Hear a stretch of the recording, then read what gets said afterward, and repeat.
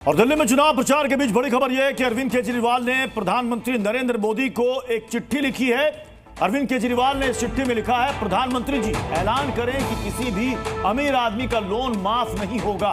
माफ करना है तो किसानों के लोन, मिडिल क्लास के होम लोन माफ करिए। इस पैसे से मिडिल क्लास को बहुत ज्यादा फायदा होगा। मैंने हिसाब लगाया, अगर लोन माफ ना किया जाए तो टैक्स की दरें आधी हो जाएंगी।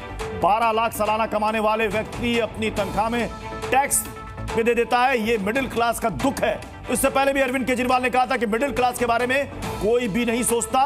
उनकी पार्टी सड़क से लेकर संसद तक वो इसकी आवाज बुलंद करेगी। और मिडिल क्लास के मसले पर ही अरविंद केजरीवाल ने प्रधानमंत्री को चिट्ठी लिखी है, जिसमें वो ये कह रहे हैं कि प्रधानमंत्री जी आप ऐलान कर दीजिए कि किसी भी अमीर आदमी का लोन माफ नहीं होगा।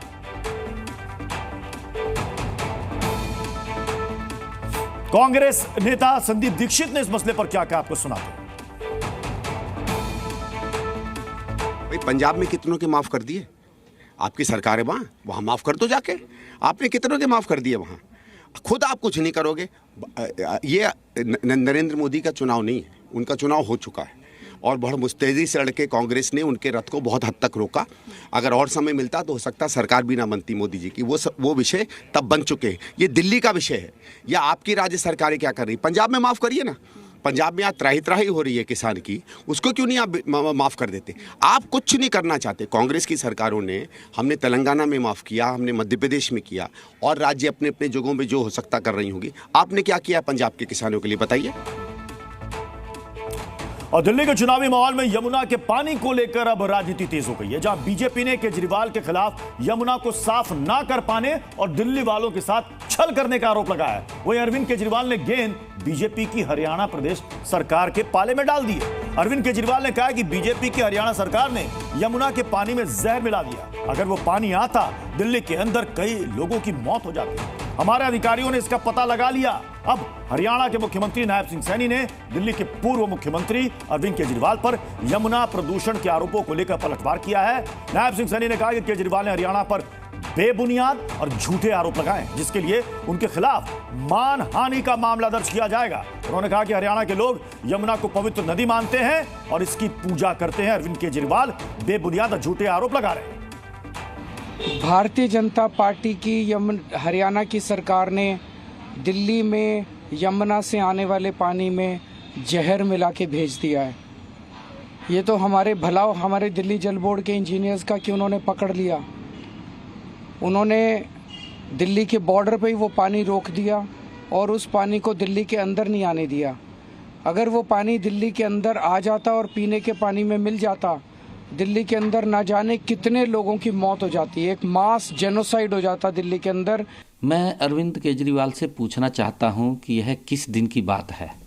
इंजीनियरों ने किस तरह निष्कर्ष निकाला कि इसमें जहर है? केजरीवाल बताए कि कौन सा जहर डाला गया, कितने टन जहर डाला गया, फिर बॉर्डर पर पानी को कैसे रोका, कोई दीवार बनाई, इस जहरीले पानी से कितनी मछलियां मरी।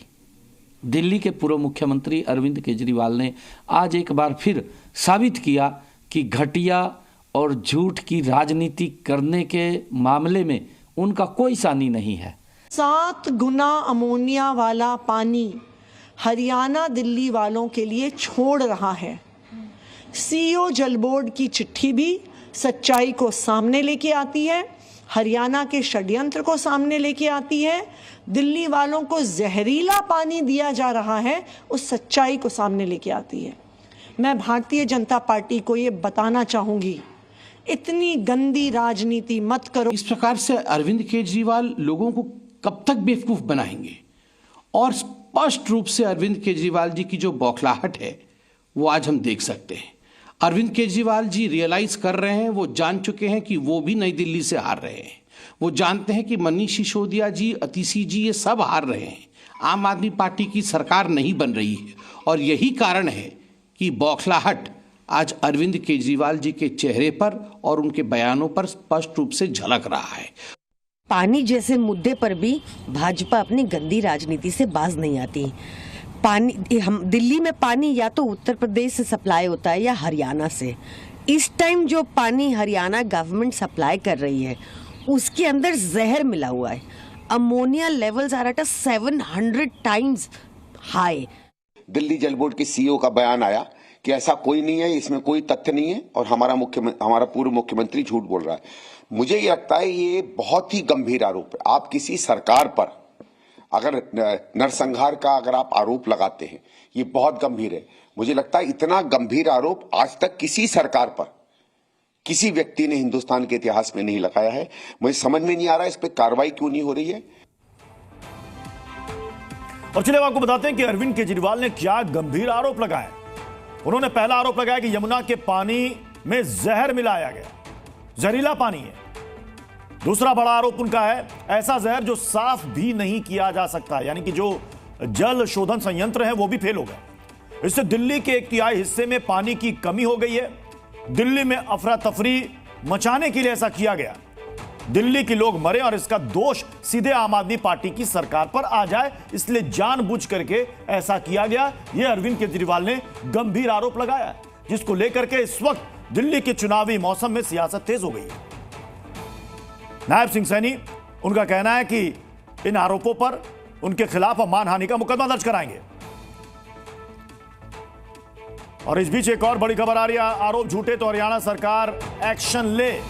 संदीप दीक्षित का अरविंद केजरीवाल पर बड़ा हमला। संदीप दीक्षित कह रहे हैं कि सब चुनाव के समय ऐसे आरोप लगाए जा रहे हैं, आरोप झूठे तो हरियाणा सरकार तुरंत इस पर एक्शन ली। ये ऐसा आरोप है जो सामान्य आरोप नहीं है। आपने हत्या का, जेनोसाइड का, पब्लिक डिसऑर्डर का एक सरकार पर, चुनी हुई सरकार पर आपने इल्ज़ाम लगाया है। बहुत ज़्यादा गंभीर आरोप है, ये सामान्य आरोप नहीं है। इसमें मुझे तो ये कहना है कि दिल्ली पुलिस हो या हरियाणा पुलिस हो, फौरन उसको एक्शन लेना चाहिए। अगर इनके आरोप सही हैं तो हरियाणा सरकार को डिसमिस हो जाना चाहिए। कोई कारण नहीं है कि वो 1 मिनट भी अपनी गद्दी पर है। वहाँ के मुख्यमंत्री को जेल में होना चाहिए, उनके अधिकारी जिन्होंने जहर फैलाया उन्हें जेल में होना चाहिए। और अगर नहीं, जैसे कि सीईओ जल बोर्ड ने दिल्ली में कहा कि ऐसी कोई उनके पास सबूत नहीं मिला है कि जहर मिलाया गया है, तो फिर अरविंद केजरीवाल और आतिशी जी के ऊपर केस होना चाहिए।